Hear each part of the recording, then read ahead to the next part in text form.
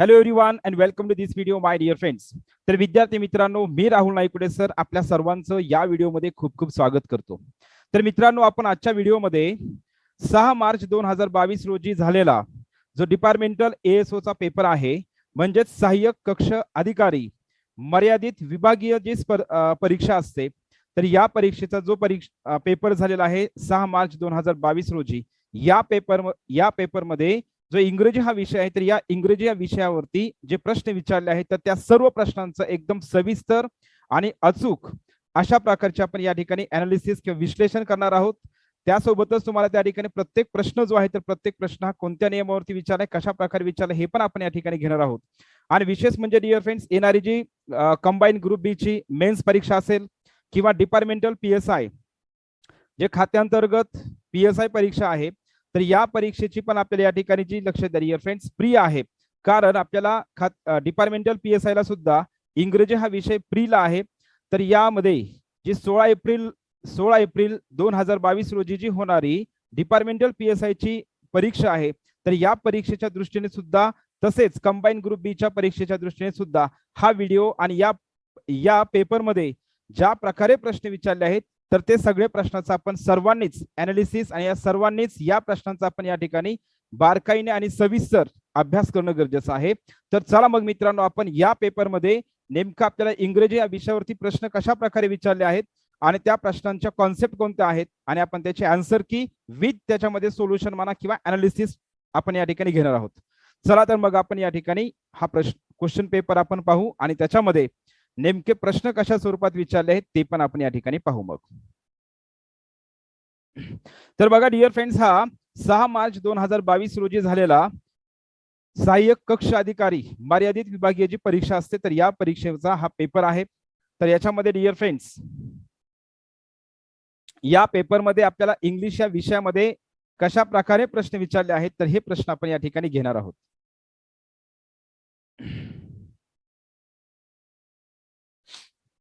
तर बघा, आपल्याला या ठिकाणी डिअर फ्रेंड्स अशा प्रकारे प्रश्न विचारलेले आहेत. डिअर फ्रेंड्स बघा सगळेजण, तर बघा 26 नंबरचा प्रश्न आहे या ठिकाणी जो आहे. तर बघा, पहिला प्रश्न आहे चूज द करेक्ट सेंटेन्स. म्हणजे आपल्याला प्रश्न काय विचारला या ठिकाणी, चूज द करेक्ट सेंटेन्स असा आपल्याला या ठिकाणी प्रश्न विचारलेला आहे. मग या ठिकाणी लक्षात काय ठेवायचंय, चूज द करेक्ट सेंटेन्स. मग आपल्याला अगोदर क्लिअर करायचंय की प्रश्न काय विचारलाय, करेक्ट सेंटेन्स म्हणून विचारलेला आहे. मग याच्यामध्ये 3 वाक्य दिलेत ABC. आता याच्यामध्ये पहिलं वाक्य आहे your hair needs cutting badly. आता याच्यामध्ये जो प्रश्न विचारला आहे, तर हा प्रश्न डिअर फ्रेंड्स कोणत्या टॉपिक वरती आहे, हा प्रश्न आहे ऍडव्हर्ब म्हणजे करेक्ट यूज ऑफ ऍडव्हर्ब वरती प्रश्न विचारला आहे. आपल्याला हा जो प्रश्न विचारला आहे, तर हा प्रश्न करेक्ट यूज ऑफ ऍडव्हर्ब वरती विचारलेला आहे. मग याच्यामध्ये your hair needs cutting badly हे वाक्य बरोबर आहे का, तर डिअर फ्रेंड्स नाही, तर हे वाक्य बरोबर नाही. मग हे वाक्य बरोबर कसं असणार आहे, तर हे पण आपण या ठिकाणी घेणार आहोत, जेणेकरून तुम्हाला येणाऱ्या डिपार्टमेंट PSI ची जी परीक्षा असेल किंवा कंबाईन ग्रुप बी ची जी परीक्षा आहे, तर या परीक्षेमध्ये तुम्हाला याचा फायदा होईल ह्या कॉन्सेप्ट समजून घेण्यासाठी. मग your hair needs cutting badly या ठिकाणी हे वाक्य चुकीचं आहे. मग हे वाक्य बरोबर कसं होईल डिअर फ्रेंड्स, तर हे वाक्य खरं पाहता असं पाहिजे, your hair badly needs cutting. तर या ठिकाणी आपण अशा प्रकारे डिअर फ्रेंड्स काय करतोय, हे यूज करतोय, हे लक्षात ठेवायचं आहे. म्हणजे या ठिकाणी पहिलं वाक्य चुकीचं आहे, I don't hardly know this girl. आता याच्यामध्ये आणखी एक गोष्ट लक्षात ठेवायची डिअर फ्रेंड्स, मी एक क्लासमधले जे विद्यार्थी आहेत तर त्यांना बॅच मध्ये एक सिंपल नियम सांगत असतोय.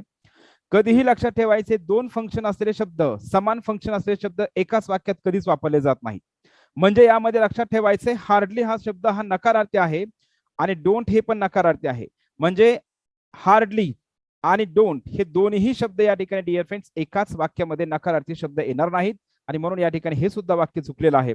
One student only came in late yesterday. आता अशा प्रकारचं किंवा हे वाक्य जे आहे, तर हे वाक्य MPSC याच्या अगोदरच्या एका पेपरमध्ये विचारलेलं आहे, कुठल्या तरी पेपरला विचारले डिअर फ्रेंड्स. आता याच्यामध्ये लक्ष द्या, मग हे वाक्य बरोबर आहे का, नाही, तर हे पण वाक्य चुकीचं आहे. मग हे वाक्य बरोबर कसं असायला पाहिजे होतं, ओनली वन स्टुडंट काय पाहिजे डिअर फ्रेंड्स, या ठिकाणी लक्षात ठेवायचंय, ओनली वन स्टुडंट केम लक्षात आलं. मग या ठिकाणी हे ओनली वन स्टुडंट, आपण हे ओनली हा शब्द कोणासाठी वापरतोय, विद्यार्थ्यासाठी वापरतोय, म्हणजे फक्त एक विद्यार्थी या अर्थाने वापरायचे, म्हणून हे पण वाक्य चुकीचं आहे. मग याच्यामध्ये करेक्ट सेंटेन्स कोणता आहे, एकही वाक्य बरोबर नाही, याचा अर्थ असा होतो याच्यामध्ये डिअर फ्रेंड्स लक्षात ठेवायचे ते म्हणजे नन ऑफ द अबव, म्हणजे एकही वाक्य याच्यामध्ये बरोबर नाही, हे आपल्याला या ठिकाणी लक्षात ठेवायचे. ओके, तर हे लक्षात ठेवा डिअर फ्रेंड्स. त्याच्यानंतर नेक्स्ट बघा, याच्यामध्ये आहे डिसेंट्री हा जो शब्द आहे, तर याच्यामध्ये डिअर फ्रेंड्स हा जो डिस आहे, तर हा शब्द नेमकं कशा प्रकारचं प्रिफिक्स आहे. आता प्रिफिक्स आपल्या सगळ्याला माहित असायला पाहिजे, किंवा लक्ष डिअर फ्रेंड्स प्रिफिक्स म्हणजे नेमकं काय असतंय, जो शब्द असतो तर त्या शब्दाच्या अगोदर वापरला जाणारा जो प्रत्यय आहे त्याला आपण प्रिफिक्स म्हणतो, आणि त्या शब्दाच्या नंतर वापरला जाणारा जो शब्द असतो त्याला आपण सफिक्स म्हणतोय. मग यामध्ये प्रिफिक्स कोणतं आहे, याच्यामध्ये डिअर फ्रेंड्स हे जे आहे तर हे ग्रीक प्रिफिक्स आहे. कुठल्या प्रकारचं आहे, हे ग्रीक प्रिफिक्स आहे, आणि याचा अर्थ होतो या ठिकाणी लक्षात ठेवायचा, याचा अर्थ बॅड किंवा इल अशा प्रकारचा अर्थ त्याचा होतोय. ओके, तर त्याच्यानंतर नेक्स्ट बघा, मग याचं 27 नंबरचं उत्तर 1 आहे.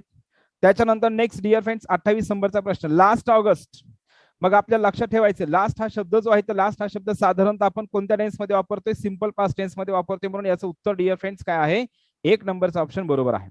त्याच्यानंतर नेक्स्ट बघा, या ठिकाणी 29 नंबरचा जो प्रश्न आहे तर यामध्ये प्रश्न आपल्याला विचारले आहेत लिटल असेल, फ्यू असेल या शब्दांवरती, आणि आपण त्यामुळे डिअर फ्रेंड्स बॅच मध्ये पण मी या ठिकाणी काय केलेलं आहे, हे शब्द पण शिकवतोय.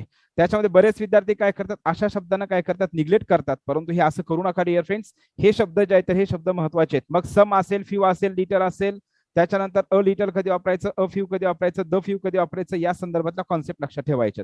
मग आता याच्यामध्ये बघा, she has saved hard, she has saved hard. आता या ठिकाणी हार्ड आणि हार्डली, हार्डली हा शब्द जो आहे तर नकारार्थी आहे. हार्ड म्हणजेच काय, कठीण पद्धतीने एकदम मेहनत करून या ठिकाणी या अर्थाने आपण वापरतोय. तर मला या ठिकाणी म्हणायचं she has saved hard and now has dash dash मनी.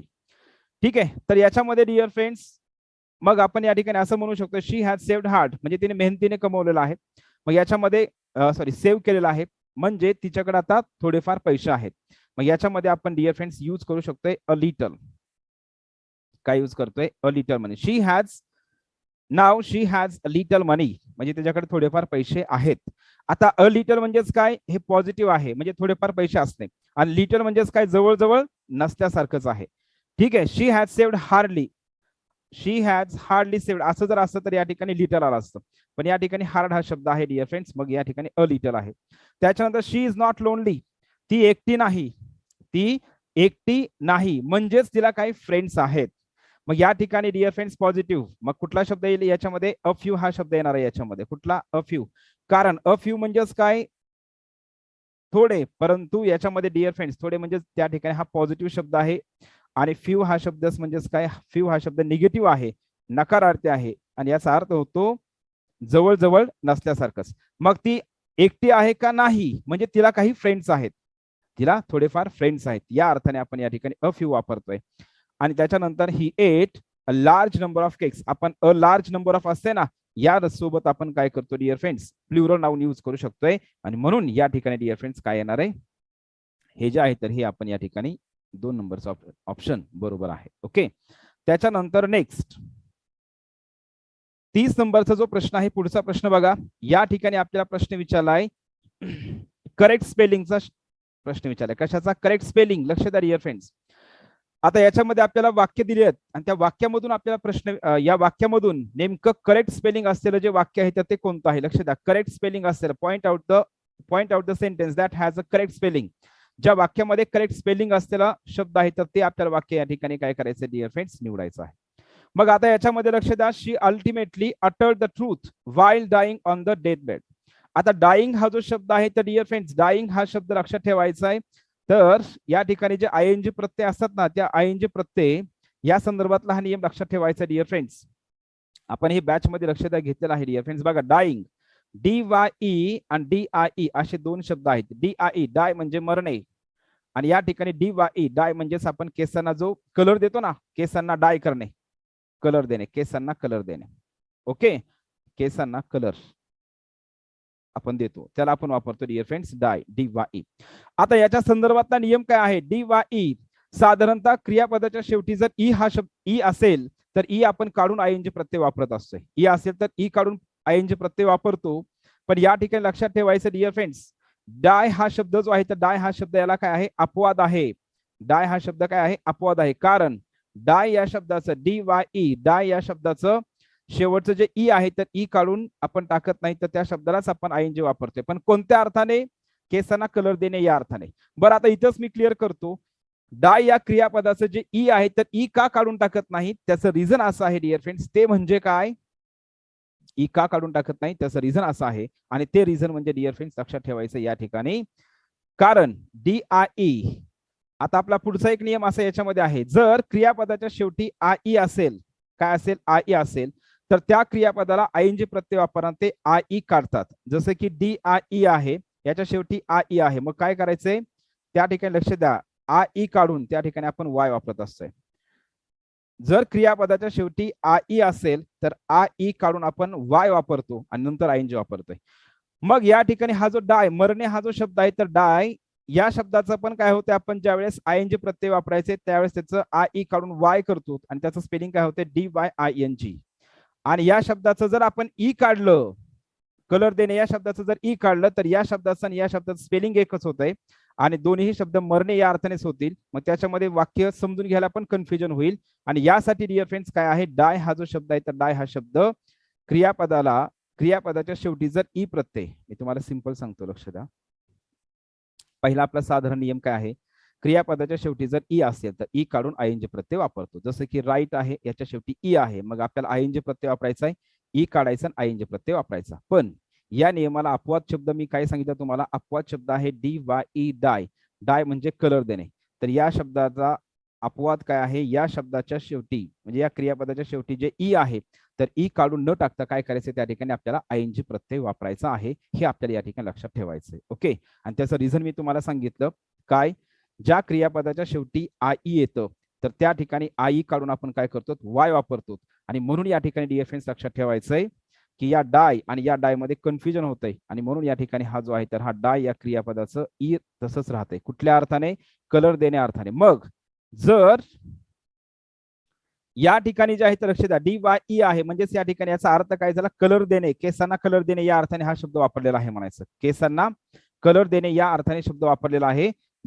या शब्दाच्या ऐवजी तर काय पाहिजे होतं, DYING पाहिजे होतं. मग या ठिकाणी काय, मृत्यूचं बेल्ट, ठीक आहे, तर या अर्थाने वापरलेला आहे डिअर फ्रेंड्स. लक्षात आलं सगळ्यांना.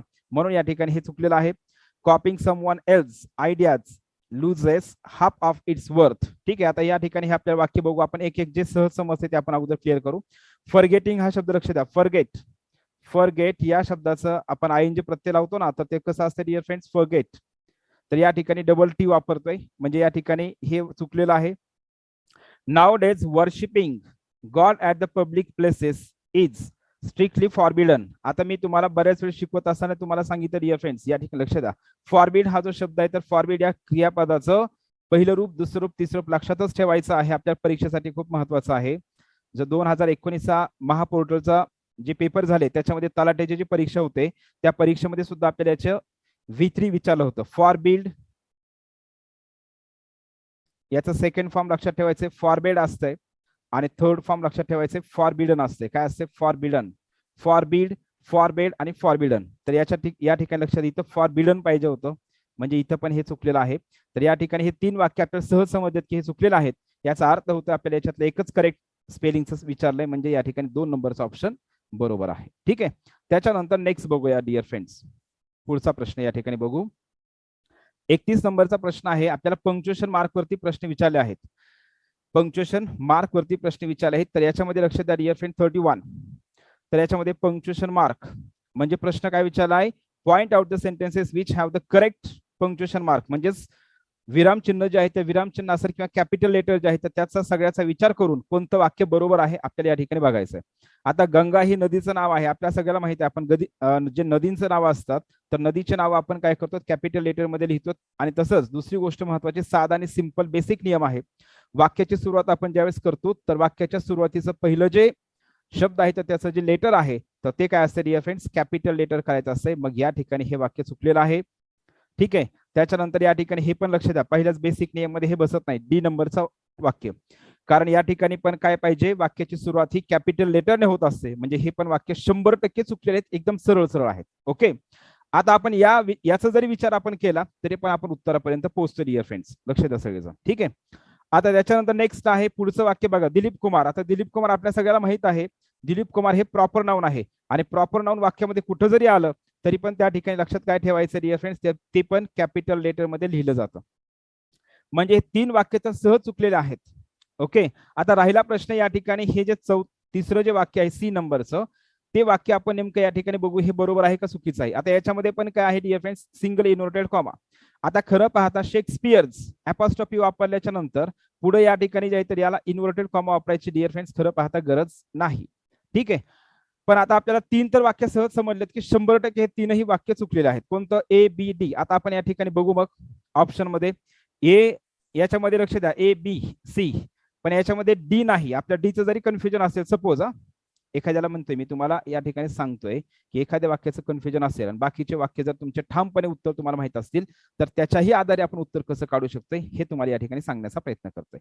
तर बघा डिअर फ्रेंड्स, मग यामध्ये डी आहे का नाही, म्हणजे हे ऑप्शन येणार आहे का नाही येणार, कारण डी हे वाक्य तर 100% चुकलेलं आहे.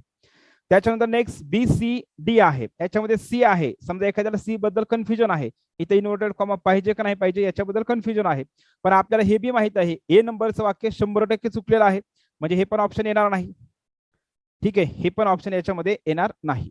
आपला प्रश्न काय विचारला dear friends, correct punctuation mark, correct punctuation mark असलेलं वाक्य. मग आता सगळेच वाक्य या ठिकाणी हे 3 तर वाक्य काय 100% चुकलेले आहेत, म्हणजे हे पण ऑप्शन या ठिकाणी येणार नाही. म्हणजे याच्यामधले एकही वाक्य बरोबर नाही डिअर फ्रेंड्स, म्हणजेच या ठिकाणी नन ऑफ द अबोव, म्हणजे याच्यामध्ये एकही वाक्य बरोबर नाही, म्हणजे या ठिकाणी 4ही वाक्य चुकलेले आहेत म्हणायचं. ओके, तर हे अशा प्रकारे डिअर फ्रेंड्स काय करायचं लक्षात ठेवायचं आहे. बघा पुढचा प्रश्न आपण या ठिकाणी बघू मग.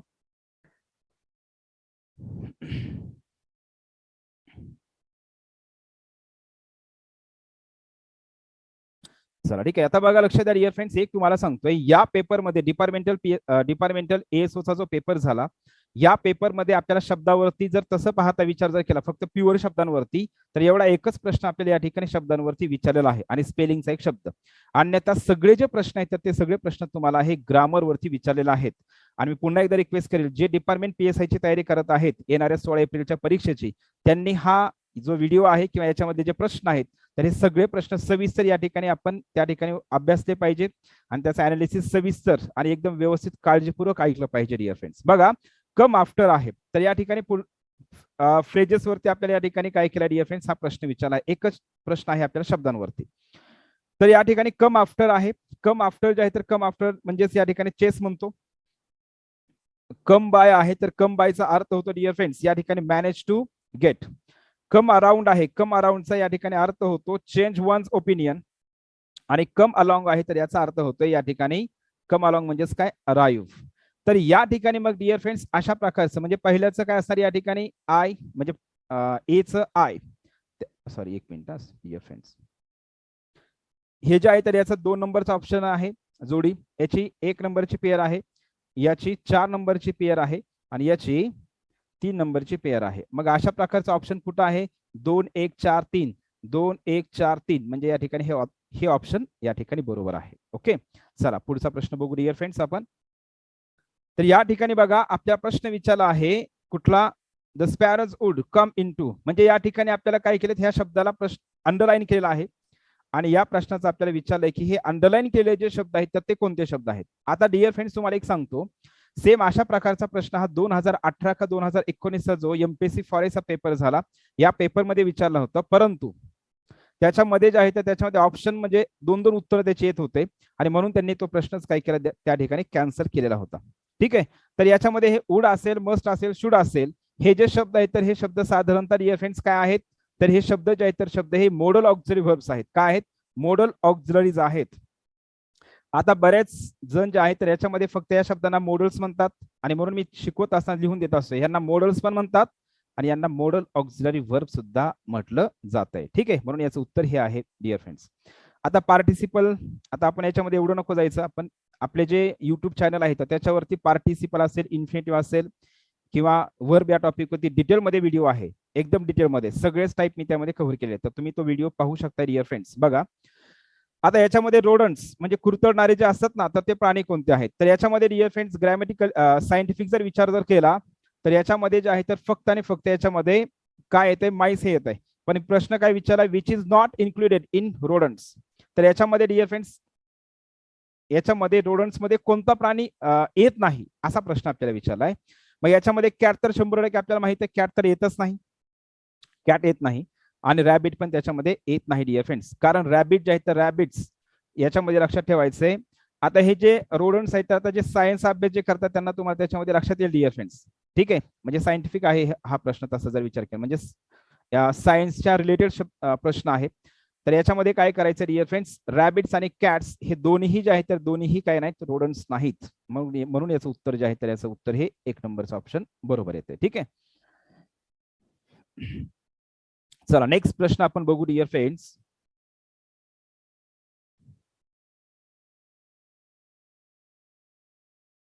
आता आपल्याला या ठिकाणी प्रश्न काय विचारले बघा dear friends, a sage says it is divinely that will shape my end.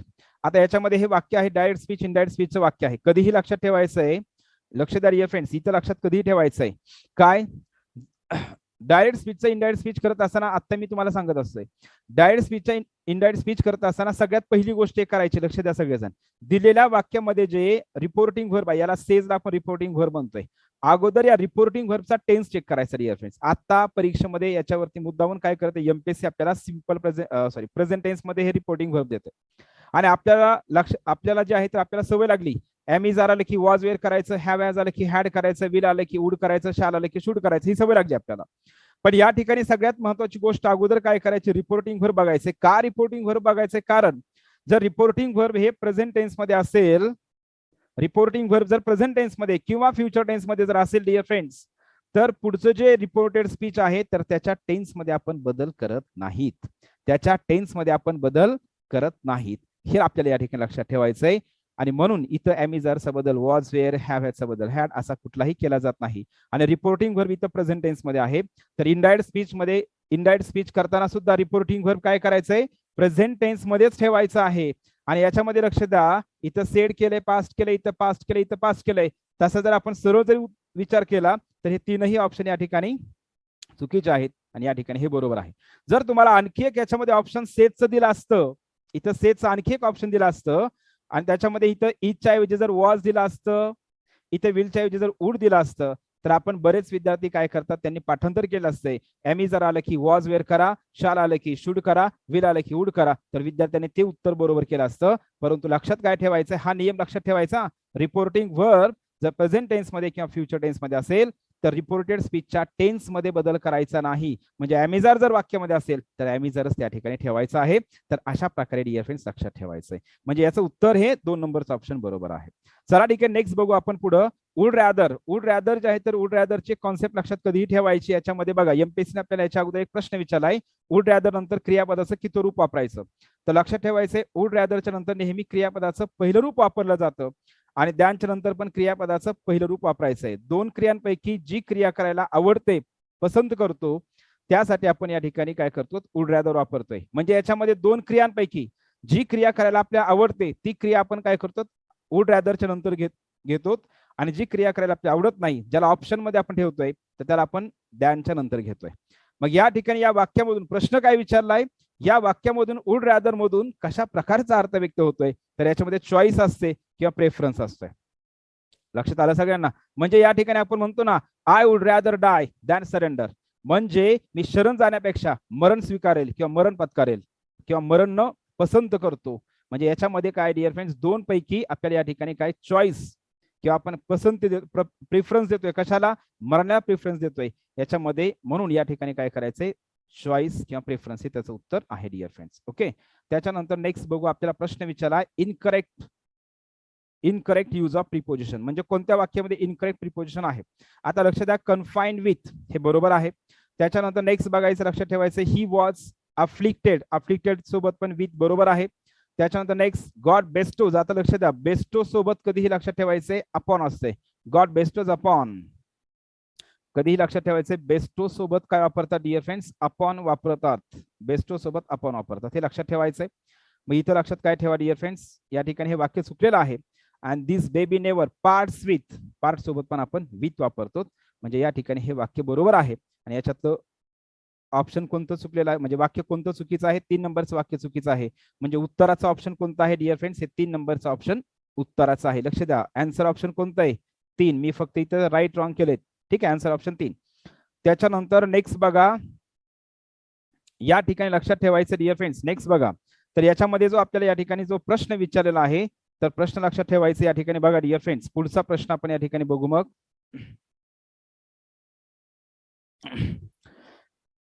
Dear friends बघा, या ठिकाणी फिल इन द ब्लँक आहे. It was a dash dash occasion.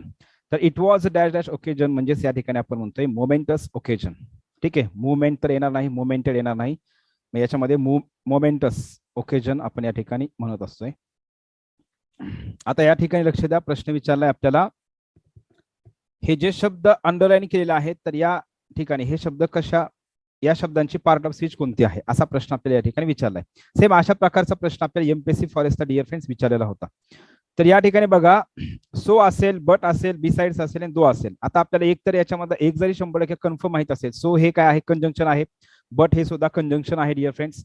त्याच्यानंतर दो हे पण कंजंक्शन आहे. आणि बिसाइड सुद्धा या ठिकाणी कंजंक्शन म्हणूनच वापरलं आहे. काय वापरलंय, बिसाइड्स हा शब्द प्रिपोजिशन पण असतोय, पण या ठिकाणी कंजंक्शन, दोन वाक्य जोडण्यासाठी वापरलेला आहे.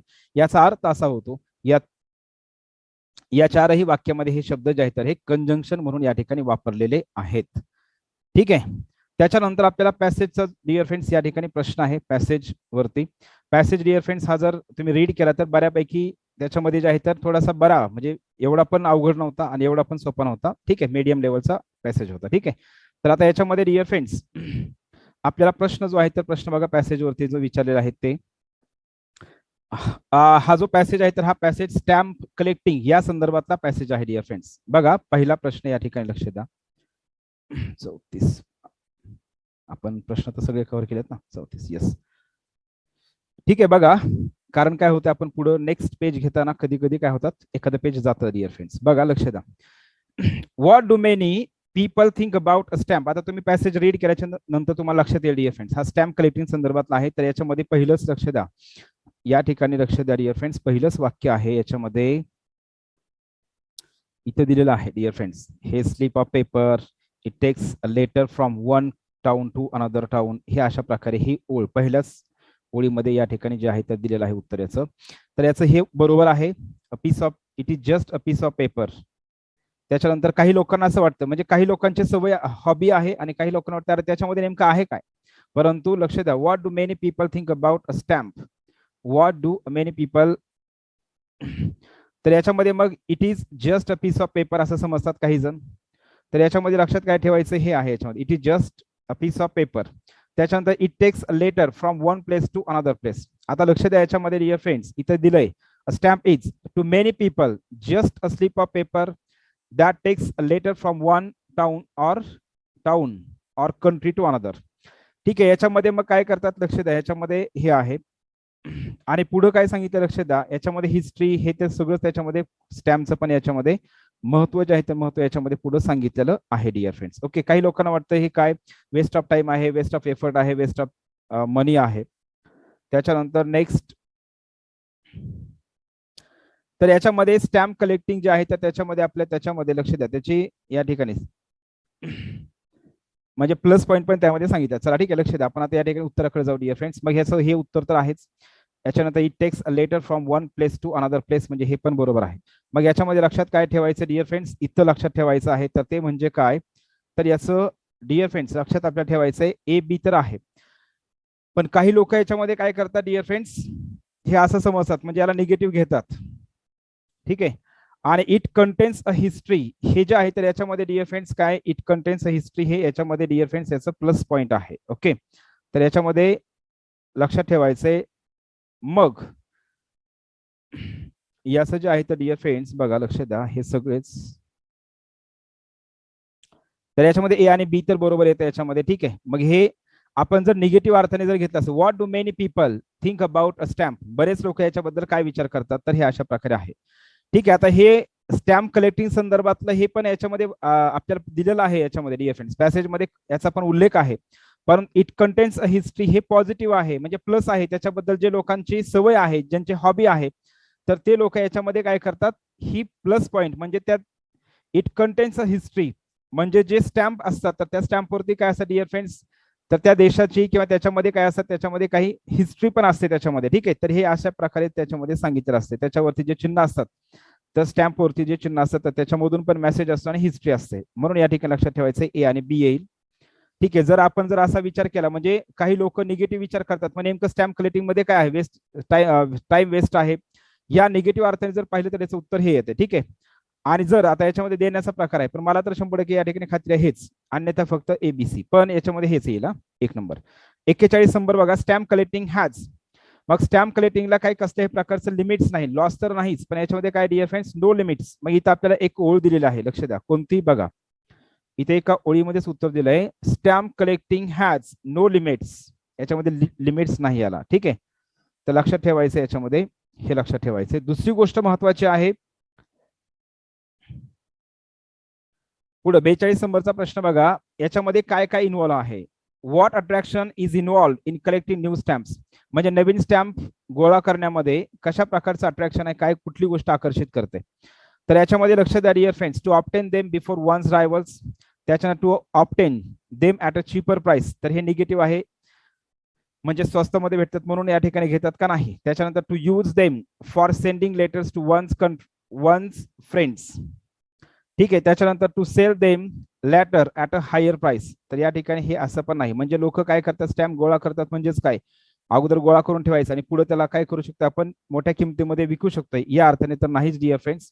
मग याच्यामध्ये काय करायचं, to use them for sending letters to one's friends, तर या ठिकाणी याच्यामध्ये जे आहे तर काय असणार आहे, लक्ष द्या, ह्याच्यासाठी नाही, पण याच्यामध्ये काय आहे, to obtain them before one's rivals, तर या ठिकाणी जे आहे तर लक्ष द्या, इथं लक्षात ठेवायचं डिअर फ्रेंड्स. बघा आपण पाठीमाग हे करू, ठीक आहे डिअर फ्रेंड्स, मग याच्यामध्ये हे याचं उत्तर जे आहे तर एक नंबर येईल. आता याच्यामध्ये लक्ष द्या, आपण या पॅसेजमध्ये याचा असाही उल्लेख केलेला आहे, लेटर्स सेंड करण्यासाठी वगैरे वगैरे असा पण उल्लेख केला, पण इथं बघा लक्ष द्या, इथं इथं काय उल्लेख आहे, receiving letters from distant countries and discovering, म्हणजे डिस्टंट कंट्रीज मध्ये. ठीक आहे, मग याच्यामध्ये उत्तर जे आहे तर याचं डिअर फ्रेंड्स बरोबर एकच नंबर येईल. ठीक आहे, चला नेक्स्ट बघा, we all seek something to do in our, म्हणजे आपण प्रत्येक जणाला जे आहे तर मोकळ्या वेळेमध्ये आपल्याला काहीतरी करावंसं वाटतं. ठीक आहे, तर याच्यामध्ये लेजर टाइम जो आहे ना, तर हा त्याच्यामध्ये डिअर फ्रेंड्स काय करायचं, लक्षात ठेवायचं, लेजर म्हणजेच काय, मोकळा वेळ, या अर्थाने या ठिकाणी वापरलेला आहे, तर हे लक्षात ठेवायचं. लेजर टाइम म्हणजेच काय, मोकळा वेळ, जे आपल्या हॉबीज असतात, तर आपण हॉबीज काय करत असतो, मोकळ्या वेळेमध्ये आपण या ठिकाणी करत असतो. ठीक आहे, आता याच्यामध्ये लक्ष द्या, नेक्स्ट पुढे आहे 44 नंबरचा प्रश्न. याच्यामध्ये पॅसेजमध्ये या तीन जे याच्यामध्ये पॉइंट्स टाकलेले आहेत, तर या कशाचा उल्लेख याच्यामध्ये केलेला नाही. मग रोमन एम्पायरचा उल्लेख केलाय का पॅसेजमध्ये, तर तुम्हाला या ठिकाणी सांगतोय हो केलेला आहे, मी वाचलाय पॅसेज. कॉन्स्टिट्यूशन ऑफ अमेरिकेचा उल्लेख केलाय का, हो केलेला आहे. कॉन्स्टिट्यूशन ऑफ इंडियाचा उल्लेख केलाय का, तर नाही. तर याच्यामध्ये इंडियाचा उल्लेख केलाय, परंतु इंडियाचा उल्लेख काय केलाय, लक्ष द्या, इंडिपेंडन्सचा उल्लेख केलेला आहे. मग इथं तुम्हाला दाखवतो, लक्ष द्या डिअर फ्रेंड्स, या ठिकाणी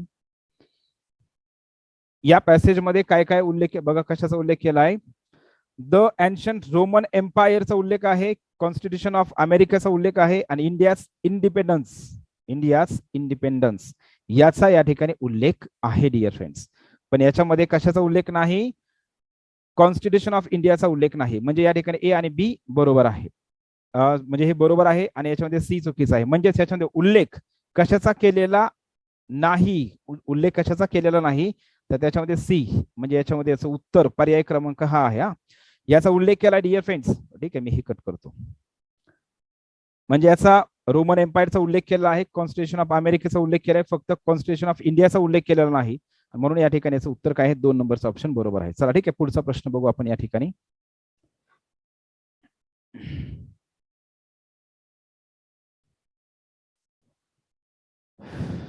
चला ठीक, डिअर फ्रेंड्स बघा, या ठिकाणी हा प्रश्न जेवढा वाटतो तेवढा सोपा नाही डिअर फ्रेंड्स. प्रोनाउन वरती प्रश्न विचारलेला आहे, जेवढा वाटतोय तसा सोपा नाही. तर याच्यामध्ये काय होतं, आता बरेच जणांनी कन्फ्युजन काय होतं, सीता आणि अमीना हे दोघी जण आहेत. मग दोघी जण म्हणले की बऱ्याच जणांनी काय केले, डिअर हे ऑप्शन टिक केलेला आहे. पण याचा नियम असा आहे डिअर फ्रेंड, ज्यावेळेस दोन कर्ते ऑर नॉरने जोडले जातात, आयदर ऑरने जोडले जातात, तर त्याच्यामध्ये जर दुसरा कर्ता जर प्लुरल असेल दुसरा कर्ता जर प्लुरल असेल तर आपण दियर हे काय करत असतो, प्रोनाउन घेत असतो. ठीक आहे. आणि जर दोन्हीही करते हे जे आहेत तर आयदर ऑर नायदर नॉरने जोडले असतील तर आपण डिअर फ्रेंड्स त्या ठिकाणी जे आहे तर त्या ठिकाणी प्रोनाउन घेत असताना आपण या ठिकाणी दियर वापरत नाही, तर आपण त्या ठिकाणी जे त्या ह्याच्यामध्ये जे जेंडर आहे, दुसऱ्या नाऊनचं जे जेंडर आहे तर त्याच्यानुसार आपण या ठिकाणी घेत असतो. आता सीता आणि अमीना ह्या मुली आहेत, तर त्यामुळे या ठिकाणी काय करायचं, दियर येणार नाही, देम येणार नाही, हीज येणार नाही, तर याचं उत्तर काय येईल, हर असं याचं उत्तर ग्रॅमॅटिकल करेक्ट होईल. पण याच्यामध्ये जर दुसरं नाऊन लक्ष द्या, either Sita or her friends, either Sita or her friends असं जर असतं तर त्या ठिकाणी मात्र दियर आलं असतं. मग लक्षात काय ठेवायचं डिअर फ्रेंड्स, जर दोन करते ऑर नॉर आयदर ऑरने जोडले असतील आणि त्याच्यातला जर दुसरा कर्ता हा जर प्लुरल असेल तर आपण त्या ठिकाणी प्लुरल त्या ठिकाणी प्रोनाउन. आता खरं पाहता हे प्रोनाउन नाही तर हे काय पॉझिटिव्ह ऍडजेक्टिव्ह आहे डिअर फ्रेंड्स, याला आपण खरं पाहता काय म्हणतो ग्रॅमॅटिकली हे पॉझिटिव्ह ऍडजेक्टिव्ह आहे, पण ठीक आहे प्रोनाउन दिलंय तर प्रोनाउन असू द्या. आता 2020च्या राज्यसेवेच्या पेपरमध्ये पण असंच आपल्याला एक वाक्य दिलं होतं. चला ठीक आहे, नेक्स्ट बघू आपण या ठिकाणी डिअर फ्रेंड्स. तर लक्षात काय ठेवायचं याच्यामध्ये बघा, आपला प्रश्न असा विचारलेला आहे, तर याच्यामध्ये नाउन फ्रेज कोणती आहे, प्रश्न काय विचारलाय. तर याच्यामध्ये dear friends I expect to get a prize, यामध्ये नाउन फ्रेज कोणती आहे. आता नाउन क्लॉज आणि नाउन फ्रेज लक्षात ठेवायचं डिअर फ्रेंड्स, नाउन क्लॉज आणि नाउन फ्रेज ही गोष्ट लक्षात ठेवायची आहे. तर आपल्याला या ठिकाणी बघा टू गेट अ प्राइज, आता या एक्सपेक्ट या जे व्हर्ब आहे तर एक्सपेक्ट या व्हर्बचं या ठिकाणी हे टू गेट अ प्राइज हे या ठिकाणी नाउनचं काम करत आहे, ऑब्जेक्टचं काम करते आणि हे कशाचं काम करते डिअर फ्रेंड्स, नाउन. म्हणजे जी फ्रेज नाउनचं कार्य करते त्याला म्हणायचं नाउन फ्रेज, जी फ्रेज ऍडजेक्टिव्हचं कार्य करते त्याला म्हणायचं ऍडजेक्टिव्ह फ्रेज, आणि जी फ्रेज ऍडव्हर्बचं कार्य करते त्याला आपण त्या ठिकाणी काय म्हणतो डिअर फ्रेंड्स, या ठिकाणी लक्षात ठेवायचे ऍडव्हर्ब फ्रेज आपण म्हणतोय. ठीक आहे, हे लक्षात ठेवायचं. आता हे वाक्य आपल्याला जर क्लॉज मध्ये करायचं असेल डिअर फ्रेंड्स, हे जर वाक्य आपल्याला क्लॉज मध्ये करायचं असेल तर आपण जनरली काय करतोय डिअर फ्रेंड्स, लक्षात काय ठेवायचंय, हे जर वाक्य आपल्याला क्लॉज मध्ये करायचं असेल तर आपण याला काय करतोय, I expect that I shall get a prize. आपण काय म्हणतो dear friends, I expect that I shall get a prize, आपण अशा प्रकारे याचं क्लॉज म्हणतोय. मग परीक्षेमध्ये आपल्याला लक्ष द्या, ह्या पेपरमध्ये जर फ्रेज म्हणून विचारला असेल तर पुढच्या पेपरमध्ये क्लॉज म्हणून विचारत असतात, म्हणजे ह्याला या ठिकाणी ह्या वाक्याला काय करा म्हणतात, क्लॉज मध्ये याला चेंज करा. ठीक आहे, चला नेक्स्ट बघा. हा, याचं उत्तर काय झालं मग डिअर फ्रेंड्स, या ठिकाणी टू गेट अ प्राइज हे याचं नाउन, या वाक्यामध्ये नाउन फ्रेजचं काम करत आहे. 47 नंबरचा प्रश्न बघा, आयडेंटिफाय द कंपाऊंड कंजंक्शन. लक्ष द्या डिअर फ्रेंड्स, कंपाऊंड कंजंक्शन आपण या ठिकाणी कंजंक्शन जे आहे तर याच्यामध्ये लक्षात ठेवायचं आहे, तर आपण त्याचा सुद्धा व्हिडिओ केलेला आहे डिअर फ्रेंड्स, किंवा आपल्या बॅच मध्ये आपण जनरली घेतलं. आता कंपाऊंड हे अगोदर लक्ष द्या सगळेजण, कंपाऊंड म्हणजेच काय, कंपाऊंड म्हणजे संयुक्त असते, कंपाऊंड म्हणजे काय असते, संयुक्त असते. आता कंजंक्शनचे टाइप्स बरेच, मग मी तुम्हाला ते सांगतो डिअर फ्रेंड्स, बरेच विद्यार्थी काय करतात शिकत असताना, अभ्यास करताना टेन्स टॉपिक क्लॉज टॉपिक लय महत्वाचं असं हे, आणि एवढ्यावरतीच फोकस करतात, ह्या लहान लहान ज्या गोष्टी असतात ना त्याच्यावरती फोकस करत नाहीत, आणि परीक्षेमध्ये हे आता सध्या अशा प्रकारचे प्रश्न विचारत आहेत. कंपाऊंड याचा अर्थ होतो संयुक्त, मी तुम्हाला हे क्लिअर करून दाखवतो, लक्ष द्या, संयुक्त. मग हे कशा प्रकारे असते, इंग्लिशमध्ये आणखी एक कॉन्सेप्ट आहे, कंपाऊंड नाऊन म्हणतो आपण. काय म्हणतो, कंपाऊंड नाऊन. हे कंपाऊंड नाऊन म्हणजेच काय, जो शब्द दोन किंवा दोन पेक्षा अधिक नाऊनने बनलेला असतो त्याला म्हणतात कंपाऊंड नाऊन. अगोदर लक्ष द्या, सन इन लॉ, या ठिकाणी सन इन लॉ हा जो शब्द आहे तर याला म्हणतात कंपाऊंड नाऊन म्हणतात. काय म्हणतात याला, कंपाऊंड नाऊन. का, कारण याच्यामध्ये 1 2 3 अशा 3 शब्दाचा मिळून हा शब्द बनलेला आहे, कंपाऊंड नाऊन म्हणायचं. सेम अशा प्रकारे डिअर फ्रेंड्स कंपाऊंड कंजंक्शन जे आहे तर लक्ष द्या, 2018चा एमपीएससी फॉरेस्टचा पेपर, तर मला तर या ठिकाणी सांगायचं सेम एमपीएससी फॉरेस्टचा जो पेपर ज्या पद्धतीने विचारलेला आहे ना तुम्हाला, त्या ठिकाणी अशाच प्रकारे याच्यामध्ये प्रश्न विचारलेले आहेत. कंपाऊंड कंजंक्शन याच्यामध्ये डिअर फ्रेंड्स आपल्या 2018च्या एमपीएससी फॉरेस्टच्या पेपरमध्ये सुद्धा एमपीएससीने आपल्याला या कंजंक्शन वरती 2 प्रश्न विचारले होते. एक होता लेस्टचा प्रश्न आणि दुसरा होता त्या ठिकाणी जे आहे तर इन ऑर्डर दॅट अशा प्रकारचा त्या ठिकाणी कंजंक्शन दिलं होतं. नाही सॉरी, त्याच्यामध्ये काय दिलं होतं dear friends, yes in order that पण आहे, पण त्याच्यामध्ये आपल्याला परीक्षेमध्ये काय दिलं होतं, ऑन कंडिशन दॅट, हे अशा प्रकारचं त्या ठिकाणी आपल्याला कंजंक्शन दिलं होतं, ऑन कंडिशन दॅट. हे 2018च्या एमपीएससी फॉरेस्टच्या पेपरमध्ये दिलेलं होतं. आता मी अगोदर तुम्हाला सांगतो कंपाऊंड कंजंक्शन म्हणजे काय असते किंवा कशाला म्हणायचंय. कंपाऊंड कंजंक्शन जे आहे तर कंपाऊंड कंजंक्शन कशाला म्हणायचं डिअर फ्रेंड्स, जसं आपण कंपाऊंड नाऊन पाहिलं आता, कंपाऊंड नाऊन मध्ये काय सांगितलं, जे नाऊन 2 किंवा 2 पेक्षा अधिक शब्दांनी बनतं त्याला कंपाऊंड नाऊन म्हणतात. मग त्याच पद्धतीने डिअर फ्रेंड्स काय असेल, कंपाऊंड कंजंक्शन म्हणजेच काय, जे कंजंक्शन दोन किंवा दोन पेक्षा जास्त शब्दांनी बनलेलं असते त्याला म्हणायचंय कंपाऊंड कंजंक्शन. मग याच्यामध्ये कोणते शब्द आहेत, ऑन कंडिशन दॅट, हे कंपाऊंड कंजंक्शन आहे कारण याच्यामध्ये ऑन कंडिशन दॅट हे किती शब्द आले, 3 शब्द आले. त्याच्यानंतर इन ऑर्डर दॅट किती शब्द आले याच्यामध्ये, 3 शब्द आले.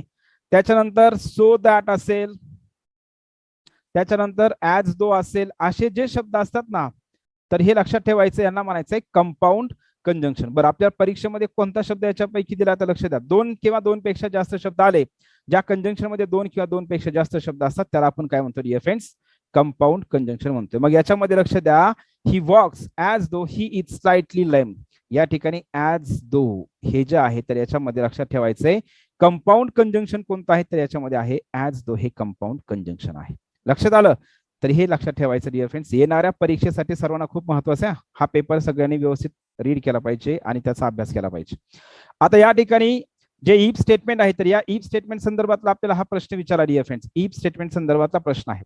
आता या इफ स्टेटमेंट संदर्भात लक्षात ठेवायचंय, तर तुम्हाला एका मिनिटामध्ये या ठिकाणी दाखवतो बघा. इफ स्टेटमेंट जे आहे तर इफ स्टेटमेंट मध्ये लक्षात काय ठेवायचं बघा डिअर फ्रेंड्स. इफ स्टेटमेंट जे असते ना, मी बॅच मध्ये घेतलेलं आहे इफ स्टेटमेंट, म्हणजे तुम्हाला हे दाखवतोय त्याचं रिझन काय की तुम्हाला त्या ठिकाणी लगेच लक्षात येईल. इफ स्टेटमेंटचं स्ट्रक्चर इथं दाखवतो डिअर फ्रेंड्स बघा, म्हणजे तुम्हाला पण त्याचा फायदा होईल परीक्षेसाठी. ओके, बघा हे जे इफ स्टेटमेंट असते तर ह्या इफ स्टेटमेंट मध्ये लक्षात ठेवायचं, इफ आहे, इफ सोबत सिंपल प्रेझेंट टेन्स पुढे simple present tense, simple present tense पुढे सिंपल फ्युचर टेन्स.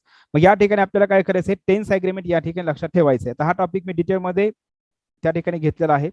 तर आता लक्ष द्या सगळेजण या ठिकाणी डिअर फ्रेंड्स, याचा स्क्रीनशॉट काढून घ्या व्यवस्थित. आता मी काय करतोय, नंतर पुढे आपला लगेच तो पेपर त्या ठिकाणी घेऊ आपण, ठीक आहे.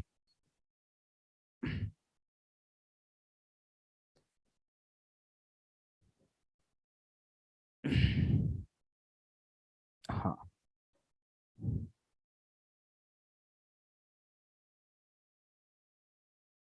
ठीक आहे. तर बघा डिअर फ्रेंड्स, या ठिकाणी आपलं हे चालू होतं.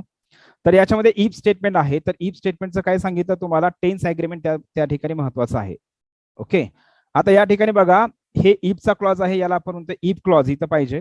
हा मेन क्लॉज आहे, मेन क्लॉज मध्ये काय आहे, शाल प्लस V1 आहे, म्हणजे सिंपल फ्युचर टेन्स आहे. जर मेन क्लॉज मध्ये सिंपल फ्युचर टेन्स असेल तर इफ सोबत कोणता टेन्स असतो डिअर फ्रेंड्स, इफ सोबत लक्षात ठेवायचंय सिंपल प्रेझेंट असतो. कोणता टेन्स असतो, सिंपल प्रेझेंट टेन्स. इफ सोबत सिंपल प्रेझेंट टेन्स पाहिजे. मग सिंपल प्रेझेंट टेन्सचं वाक्य कोणतं आहे याच्यामध्ये हे, आणि लक्षात ठेवायचंय इफ सोबत कधीच सिंपल फ्युचर टेन्स किंवा इफच्या क्लॉज मध्ये कधीच फ्युचर टेन्स वापरत नाहीत, हे चुकीचं आहे. याच्यामध्ये हे पण चुकीचं आहे आणि याच्यामध्ये हे पण चुकीचं आहे, ठीक आहे. तर हा प्रेझेंट परफेक्ट टेन्स आहे. तर आपल्याला इथे यूज काय करायचं आहे, सिंपल प्रेझेंट पाहिजे, म्हणजे सिंपल प्रेझेंट टेन्स म्हणजे क्रियापदाचं पहिलं रूप, आणि सेंड या क्रियापदाचं पहिलं रूप काय, सेंडच आहे. तर या ठिकाणी हे बरोबर आहे. ओके, चला ठीक आहे. नेक्स्ट बघा, या ठिकाणी डिअर फ्रेंड्स आपल्याला 49 नंबरचा प्रश्न बघा काय विचारलाय. तर या ठिकाणी काय केलं, लक्ष द्या, हे वाक्य दिले, ह्या वाक्याला आपल्याला काय करायचं, सबस्टिट्यूट करायचं किंवा रिप्लेस करायला सांगितलंय. हेच वाक्य आपल्याला वाक्याचा अर्थ न बदलता करेक्ट लिहायला सांगितलंय. मग या ठिकाणी डिअर फ्रेंड्स, आता याच्यामध्ये एरर जो आहे, तर एरर हा पंक्च्युएशन मार्कचा नाही, तर या ठिकाणी ह्या शब्दाचा एरर किंवा या ठिकाणी आपल्याला करेक्ट करत असताना काय करायचंय, ग्रामर, टेन्स आणि त्याच्यानंतर हेल्पिंग व्हर्बचा विचार या ठिकाणी करायचा आहे. आता अंडरस्टँडिंग हा जो शब्द आहे, तर लक्ष द्या डिअर फ्रेंड्स, व्हर्ब मध्ये मी तुम्हाला सांगितलं आहे स्टेटिव्ह व्हर्ब आहे. स्टेटिव्ह व्हर्ब, अंडरस्टँड हा शब्द काय, स्टेटिव्ह व्हर्ब आहे, आणि त्याचा रूल काय आहे, स्टेटिव्ह व्हर्बला साधारणतः लक्ष द्या, स्टेटिव्ह व्हर्ब जास्त तर स्टेटिव्ह व्हर्बला ING प्रत्यय वापरत नाहीत, आणि आपण ते शब्द साधारणतः लक्ष द्या कंटिन्युअस टेन्स मध्ये वापरत नाहीत, म्हणजे या ठिकाणी हे वाक्य चुकीचं आहे. मग आपण हे शब्द या ठिकाणी डिअर फ्रेंड्स प्रेझेंट टेन्स मध्ये आपण यूज करू शकतोय. आता याच्यामध्ये टेन्स अग्रीमेंट आपल्याला बघायचं, अगोदर लक्ष द्या, हॅज आहे, तर हॅज जर वाक्यामध्ये वापरला असेल तर त्या ठिकाणी एकतर काय पाहिजे, क्रियापदाचं तिसरं रूप पाहिजे, मग हे तिसरं वाक्य चुकलेलं आहे. त्याच्यानंतर नेक्स्ट बघा, कॅन, आपण एक सिंपल नियम तुम्हाला सांगितलाय, मॉडल ऑक्झिलरी व्हर्ब जे असतात तर मॉडल ऑक्झिलरी व्हर्ब नंतर नेहमी क्रियापदाचं पहिलं रूप असते. मग या ठिकाणी हे बरोबर आहे का नाही, तर हे चुकीचं आहे. राहिला प्रश्न याच्यामध्ये पहिलं का दुसरं बरोबर. आता काय, शशिकला, तर यामध्ये डिअर फ्रेंड्स हे नाऊन आहे, तर हे सिंग्युलर करता आहे, सब्जेक्ट काय सिंग्युलर आहे, मग सिंग्युलर करण्यासाठी आपण डोंट वापरतो का डझंट वापरतो, तर आपण डझंट वापरतो, म्हणजे या ठिकाणी डिअर फ्रेंड्स काय आहे, डझंट, किंवा आता या ठिकाणी डझंट किंवा डज नॉट, म्हणजे आपण डज वापरतो ना त्याच्यासाठी. सिंग्युलर नाऊन, सिंग्युलर करता असेल तर आपण डज वापरतो, आणि प्लुरल करता असेल तर आपण डू वापरतो.